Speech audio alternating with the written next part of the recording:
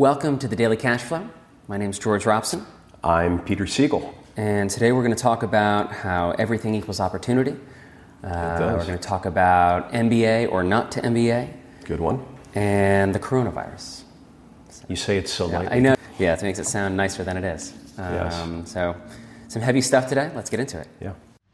Stop messing around, stop fooling around, stop delaying, stop procrastinating. Get up, get out, get it done. Everything is possible, nothing is a problem, and anything can be overcome. I just get my ass up out of bed, I get my shit together, and I get out and I start the fight. And that will transform you from a mere mortal into a superhuman being. I've never, ever, ever met anybody who told me that they got rich watching their IRA or their 401k.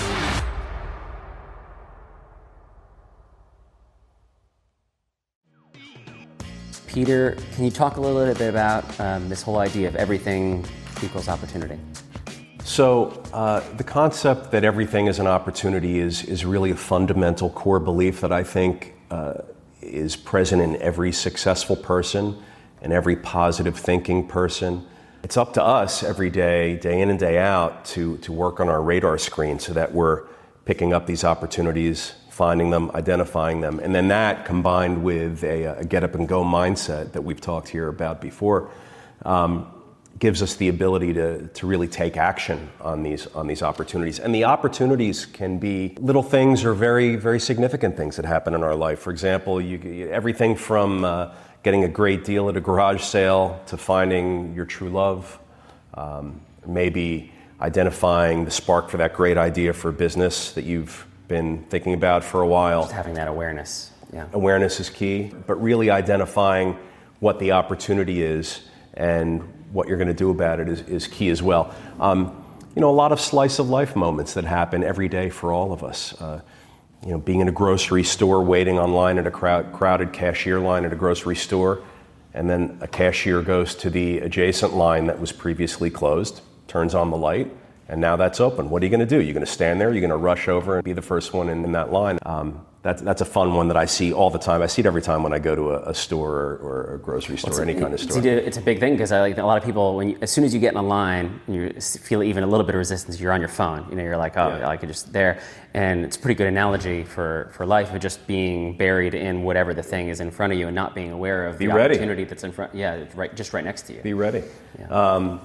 I see it a lot in New York. When I'm in New York City and I'm out at restaurants, and all these restaurants that are great are always crowded and they're loud and they're busy and you can't get in and you have to wait a long time for a table. And things happen, tables open up, the line thins out, people get dissuaded and they leave, and then all of a sudden you find yourself right there next to the maitre d' or host with a couple of tables that have now just magically opened up. What are you going to do about it? Are you going to nudge the host and say, hey, we're sitting here, we're ready to go? Or you're going to wait your turn patiently for another hour and a half while they serve you at midnight for your food? I mean, so there's little things like that really happen for all of us in business, not in business. And it's up to us to identify these moments and seize the moment. So when these things happen, I want to ask everybody out there, what are you going to do about it? Are you going to stand idly by while these events occur and just somehow justify not taking action? Or are you going to take action, seize the moment, and get some sort of result that's better than you would have had you not done anything?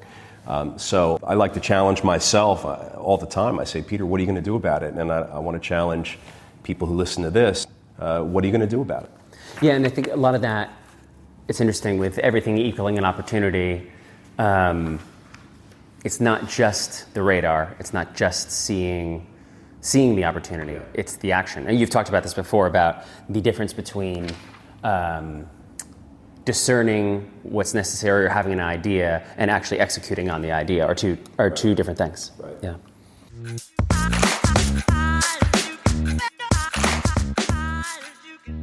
All right, let's move on to business questions. Question number one, should I get an MBA or should I just start my business and learn as I go? Man, that's a big one. So I get this a lot.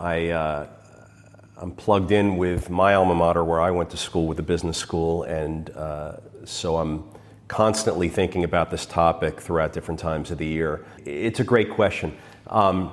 It's as personal for people as, am I attracted to blondes or brunettes? The issue of being interested in business and then deciding to get an MBA is a different issue than it was a long time ago. When I was growing up, and for my brothers and for maybe our parents, graduate school, the environment of higher education, getting a graduate degree was all occurring in a way different landscape and against a different backdrop than it is today.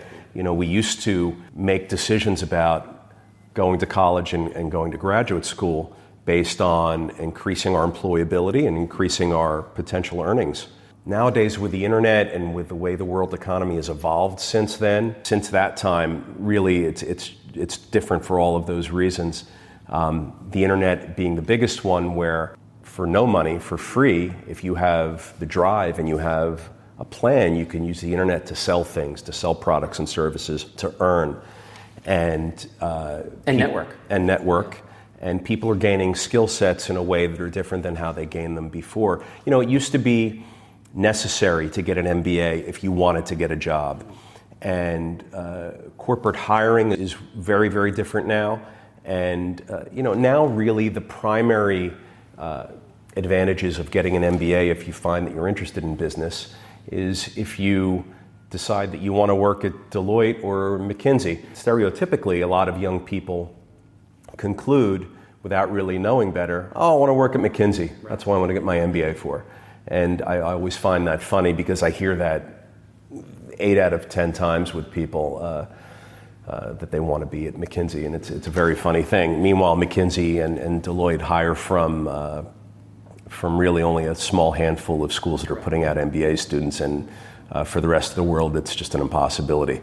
Look, the internet gives so much opportunity now that if you think that you want to get a graduate degree because you'll earn more or be more employable, consider other things. If you want to gain expertise in something, I tell a lot of young people to go out, align yourself with that key organization or key opportunity, and work for 1, 2, 3, 4 years, 5 years, and get that skill set developed and acquire those skills.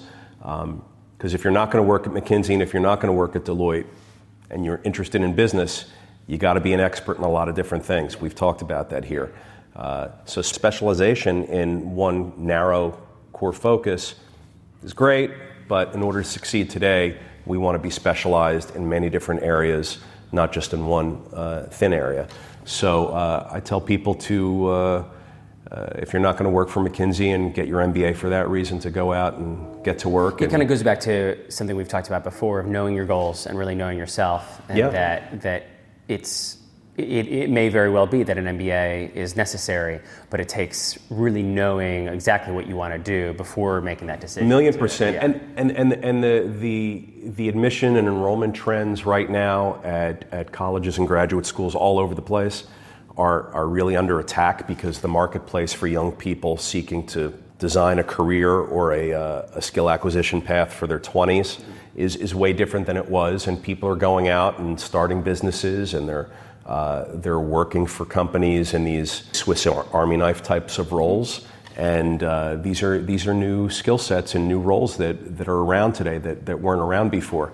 It's a really interesting thing to see, but these graduate schools are really scrambling to try and find ways to attract more young people into their admissions fold. You'll see a lot of that from these schools. They're looking to alter the traditional MBA curriculum and replace a lot of that curriculum with things like sustainability and more of a deep dive into finance and entrepreneurship. And what I hope that they do is also focus on personal skills, presentation skills, marketing skills, communication skills, eye contact, handshakes, conversation skills, things like this, which I think needs to be reinforced, and we need to be taught more of those things. Absolutely. Coronavirus is in all the headlines. It's really taken a toll on markets. Interest rates are tanking. What are your thoughts as a businessman, as an investor, and as a human being that's undergoing this time? We see that interest rates are starting to go in the dumps, and that's a trend that's going to continue for as long as this scare is out there. And it's even wrong for me to call it a scare. I mean, it's real. It's here now. It's going to be here for a while. Supply channels are constrained. People are worried about getting products from their favorite stores, and they should be. People are already starting to make decisions in their business and personal lives driven by this coronavirus element that's out there. Conventions are being canceled. International travel's being canceled. You're going to see places like Las Vegas struggle to draw in customers for the rest of this year.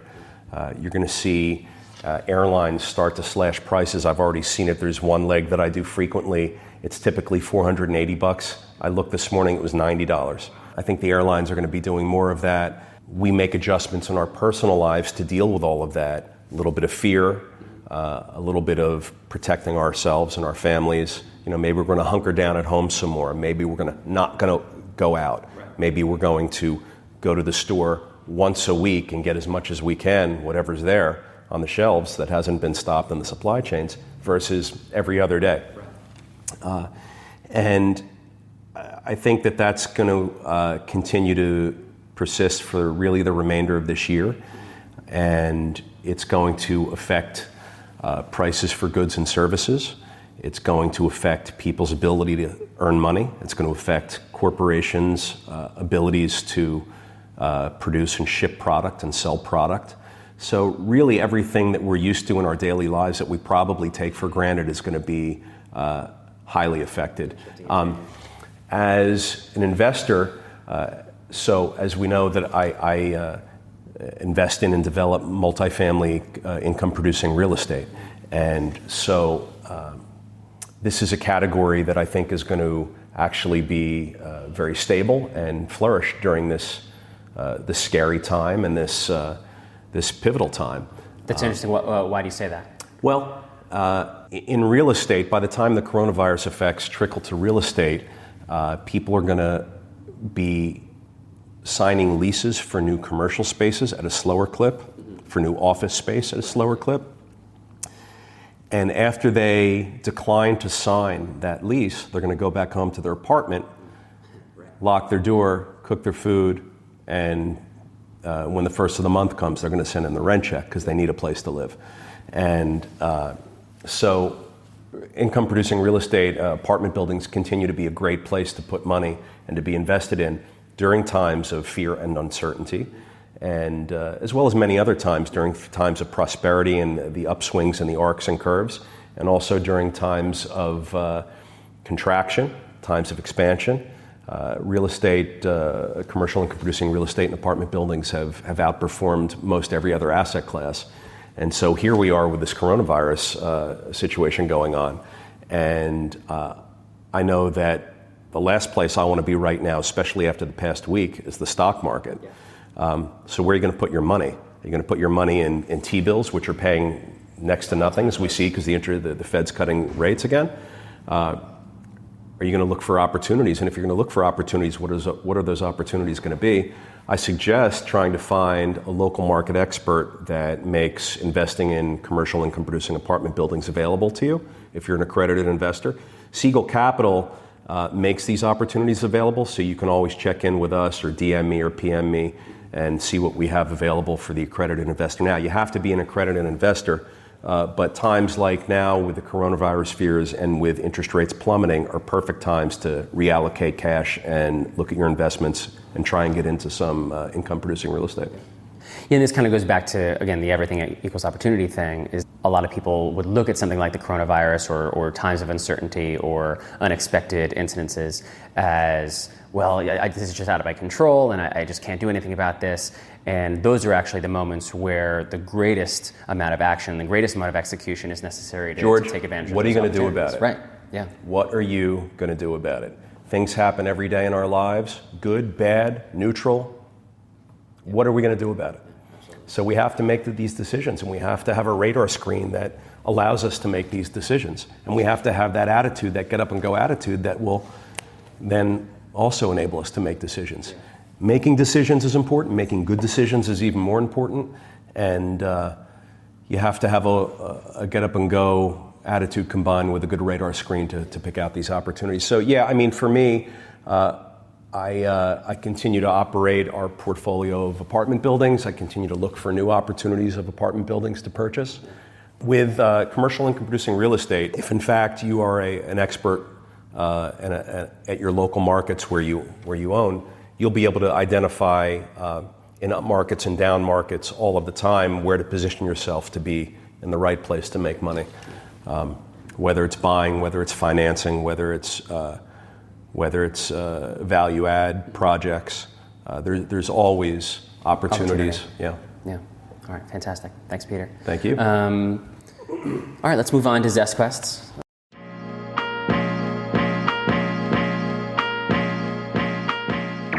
How do you say no? Time is precious. Time is a precious commodity. How do you best kind of say no and either not hurt people's feelings or do it effectively? So if you're a successful person, if you're a busy person, look, we're all busy. It's modern life. Life is crazy. Prioritization is key, and knowing how to prioritize and tackle everything that comes along your desk in a day is key. For me, I put everything that comes up in my daily life into categories: family, business, health, recreation, friends, philanthropy, travel, things like that, or sort of the categories that I will look at and prioritize off of. For me, it's clear family, business, and health are paramount and come before anything else. For me, I identify those things as needs versus wants. I try to over-prioritize in the needs, and then if I'm successful at that, I then am able to get to the wants. But for me, I need my family to be okay. I need my health to be okay and for their health to be okay. Look, when you have health, you have everything. So you really need health. And with my business, I need my business to be okay. I need to make money so that I can take care of my family. And people will challenge me sometimes, sarcastically or not, challenge me that I've put my business on the same priority level as my health and my family, because maybe it's not as altruistic to do that. But really, in functional day-to-day life, I need my business to be successful so that I can take care of the people that rely on me to take care of them. They're connected. They overlap in that way. Look, I want to go on vacations. I don't need to go on a vacation. Maybe I work so much that I need to balance the work with other types of time in my life. Vacations will be a good thing to balance work time with. But I can do that in other ways, achieve that balance. But I don't need philanthropy. I want to be philanthropic. I enjoy it. But really, I have to take care of my family and my health and my business first. Without my business, I can't be philanthropic. So first step to saying no's and prioritizing is categorizing, figuring out what's important to you. Create categories, figure out what's important to you. Again, awareness. Think about what's important to you and prioritize based off that. Look, it's tough to say no. We all want to say yes to everything. I think saying no in these circumstances is another one of these opportunities that we've spoken about a few times here. When I say no, I do so in a way that keeps me connected and keeps me plugged in. For example, if I have to say no to someone for an event or attending a function or being with someone, saying yes to an invitation, I have to say no to the invitation. Maybe I'll call them, have a very heartfelt conversation. Maybe I'll write a handwritten note.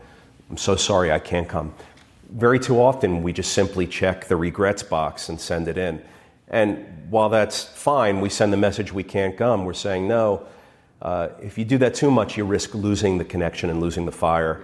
And for me, I think life is all about maintaining a connection and keeping that fire with people and things and places.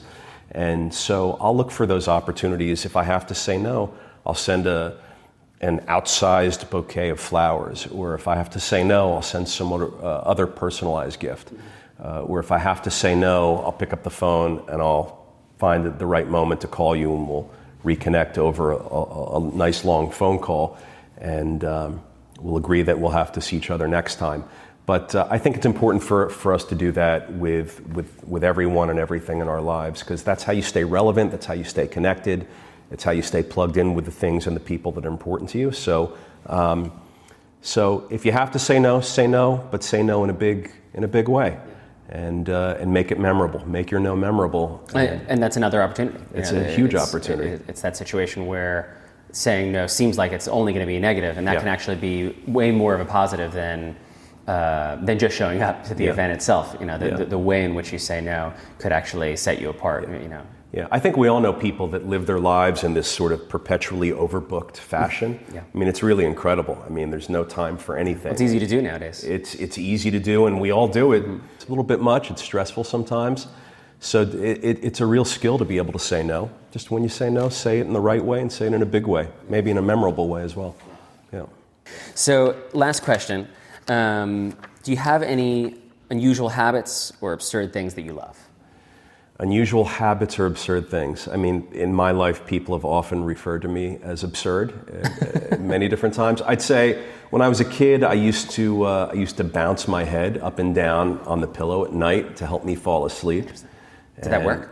It did. And my family had all sorts of funny nicknames for me, and they would watch me bounce my head up and down on the pillow and think I was nuts. Today, I'm a practical joker. I love practical jokes. I got that from my dad. I mean, my dad loved practical jokes, being both the target of them and then doing them to other people. And I've come to love that as well. And I'll often carve out some time in my week to try and find a victim of a Peter Siegel practical joke, for sure. I got to be careful. Yeah. All right, well, great. Thank you so much, Peter. Appreciate it. And Thank you. We'll see you next time. See you next time.